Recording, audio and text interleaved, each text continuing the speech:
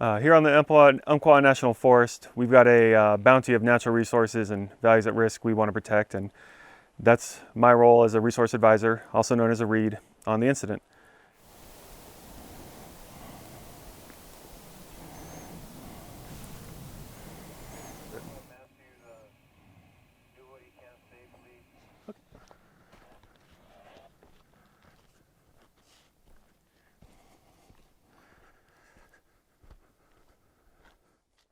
One of our biggest tasks is during suppression, trying to identify our values at risk to help direct efforts to control the fire around that. And after the incident, starting to do repair to prevent erosion to our natural resources. Suppression activities on the fire have a particular impact on the landscape, and one of our big responsibilities is to mitigate those after suppression. We'll take a look at the hand line, dozer line, and the roadside prep and how to best prepare for our fall rains coming in to prevent erosion and sediment delivery into our streams. One of the ways that we'll do that is we'll take a look at the particular line, look for berms to pull back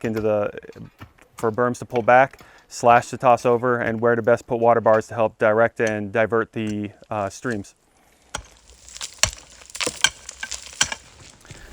We are out here today on the Devil's Knob Complex Smith Fire, one of the peripheral fires.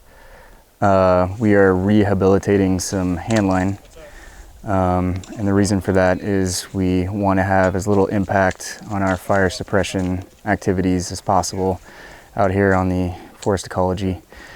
So today we are basically pulling in the dirt we pulled out and covering it on these hand lines, and then we are pulling brush across and also putting in water bars so that we can have very little impact on the hydrology in the area. In places where there's limited slash, what we'll do is we'll bring in wood, straw, and mulch to help stabilize the soils there that are at risk of going into the creek, threatening sensitive fish habitat and lowering water quality.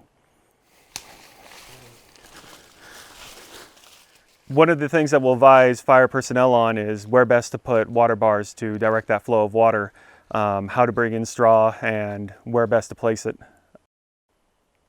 As the fire winds down and we move into suppression repair, we'll work directly with fire personnel to best advise and guide them on how to repair the lines that have helped us control the fire. I think if we're able to get it just the berm pulled back in this area up here, a little bit of slash tossed over, I think that'd be great.